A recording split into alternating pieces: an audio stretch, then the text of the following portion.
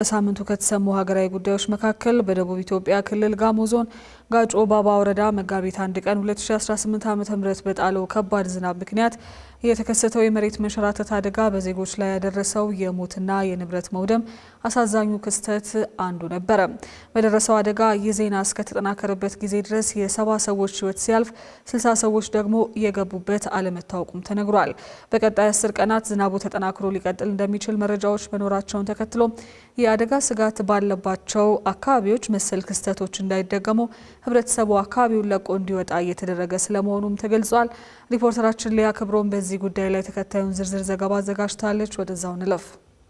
ከዚህ ቀደም በ2016 ዓ.ም ሐምሌ ወር አጋማሽ በደቡብ ኢትዮጵያ ክልል ጎፋ ዞን ገዜ ጎፋ ወረዳ የጣለው ከባድ ዝናብ ባስከተለው የመሬት ናዳ አደጋ ከ230 በላይ ዜጎችን ለህልፈት የዳረገ እንዲሁም በሺዎች የሚቆጠሩ ነዋሪዎችን ከቤት ንብረታቸው ያፈናቀለና ብዙዎችን ያሳዘነ ክስተት መፈጠሩ ይታወሳል። ታዲያ ያኔ ከደረሰው ጉዳት እስካሁን ባላገገመው ደቡብ ኢትዮጵያ ክልል በሚገኘው ጋሞ ዞን ደግሞ ተመሳሳይ አሳዛኝ አደጋ መከሰቱ ተሰምቷል። አሁን ባለፈው መጋቢት 1 ቀን በጋሞ ዞን የተለያዩ አካባቢዎች በጣለው ከባድ ዝናብ በ4 ወረዳዎች ላይ በደረሰ የመሬት መንሸራተት አደጋ ይህ ዜና እስከተጠናቀረበት ጊዜ ድረስ የ70 ሰዎች ሕይወት ማለፉን የደቡብ ኢትዮጵያ ክልል አስታውቋል። የክልሉ መንግስት ኮሚኒኬሽን አገልግሎት ኃላፊ ኃይለማርያም ተስፋዬ አደጋውን አስመልክቶ በሰጡት ጋዜጣዊ መግለጫ እስካሁን ያልተገኙ አስክሬኖችን የማፈላለግ ስራው እንደቀጠለ ተናግረዋል።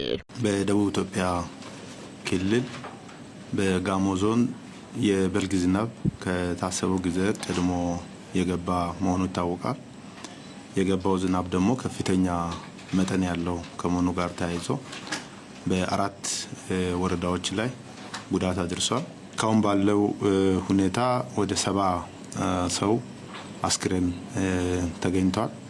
ሌሎች አስክሬኖችን የመፈለግና የተቀብረው የሚገኙ ወገኖቻችን የማውጣት የፍለጋ ስራ በአካባቢ ማህበረሰብ ከተለያዩ አካባቢ በተሰባሰቡ በጎ ፈቃደኞች የፍለጋው ስራ ተጠናክሮ ቀጥሏል። የኢትዮጵያ ሰብአዊ መብቶች ኮሚሽን የመግለጫ ይፋ እስከተደረገበት ጊዜ ድረስ 60 ሰዎች የገቡበት ባለመታወቁ በአደጋው ህይወታቸው ማለፉ እንደሚገመት አስታውቋል። በተያያዘም በአርባ ምንጭ ከተማ የኩልፎ ወንዝ በመሙላት ተፈጥሯዊ አቅጣጫውን ለቆ በመሄድ ባደረሰው ጉዳት 87 አባወራዎች ከቤት ንብረታቸው መፈናቀላቸውን የከተማው ከንቲባ መስፍን መንዛ ተናግረዋል። በጋሞ ዞን በተከሰተው አደጋ 190 የመኖሪያ ቤቶች የወደሙ ሲሆን በአጠቃላይ በደረሰው አደጋ 3480 የቤተሰብ አባላት ያሏቸው 575 አባወራና እማወራዎች ከመኖሪያ ቀያቸው መፈናቀላቸው ነው የክልሉ መንግስት ኮሚኒኬሽን አገልግሎት ኃላፊ ያስረዱት። እንዲሁም በአደጋው 31 በተለያየ ደረጃ የሚገኙ ማህበራት፣ 2 የኢንቨስትመንት ፕሮጀክቶችና 1 የግብረ ሰናይ ድርጅት ንብረት መውደሙን አመልክተዋል።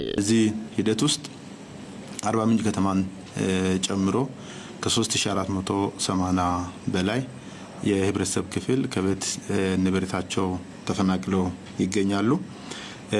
በተለይ ደግሞ በአርባ ምንጭ ከተማ የተለያዩ ማሽነሪዎች የመንገድና እንዲሁም ደግሞ የአገልግሎት መስጫ ተቋማቶች ጉዳት ደርሶባቸው ይገኛል።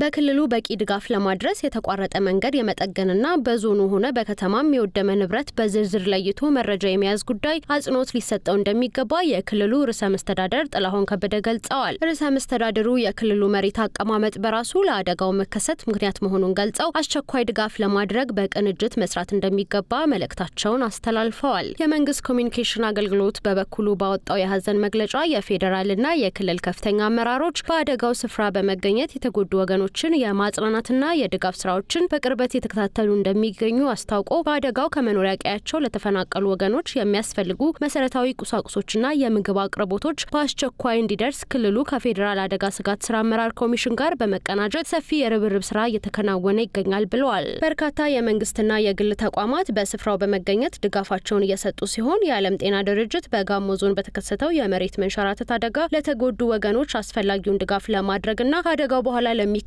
የጤና ችግሮች ምላሽ ለመስጠት የተቻለውን ሁሉ እንደሚያደርግ ዋና ዳይሬክተሩ ቴድሮስ አድሃኖም በማህበራዊ የትስስር ገጻቸው አስፍረዋል። የኢትዮጵያ ሰብአዊ መብቶች ኮሚሽን በበኩሉ በደቡብ ኢትዮጵያ ክልል ጋሞ ዞን ጋጮ ባባ፣ ቦንኬ፣ ካምባ ዙሪያና ምዕራብ አባያ ወረዳዎች በሚገኙ 6 የተለያዩ ቀበሌዎች የተከሰቱ የመሬት መንሸራተት፣ የናዳና የጎርፍ አደጋዎችን ተከትሎ የደረሱ ጉዳቶችን እየተከታተለ እንደሚገኝ እንዲሁ አስታውቋል። በደረሰው አደጋም ከመኖሪያቸው የተፈናቀሉ ዜጎች አስቸኳይ ምግብ፣ ውሃ፣ ሕክምናና ጊዜያዊ መጠለያን ጨምሮ አስፈላጊ አቅርቦቶችን ያለምንም መዘግየት እንዲያገኙ ለማድረግ የፌዴራልና የክልሉ መንግስት ተቋማት እንዲሁም ሀገራዊና ዓለም አቀፋዊ ድርጅቶች አፋጣኝና የተቀናጀ ርብርብ እንዲያደርጉ ጥሪ አቅርበዋል። በቀጣይ 10 ቀናት ዝናቡ ተጠናክሮ እንደሚቀጥል የሜትሮሎጂ ትንበያ መግለጹን ተከትሎ የአደጋ ስጋት ባለባቸው አካባቢዎች መሰል አሳዛኝ ክስተቶች እንዳይደገሙ በርካታ ስራዎች እየተሰሩ መሆኑን ክልሉ አስታውቆ የአደጋ ስጋት ባለባቸው አካባቢዎች የሚኖሩ የማህበረሰብ ክፍሎች አካባቢውን እንዲለቁና ጥንቃቄ እንዲያደርጉ መልእክቱን አስተላልፏል። መሬት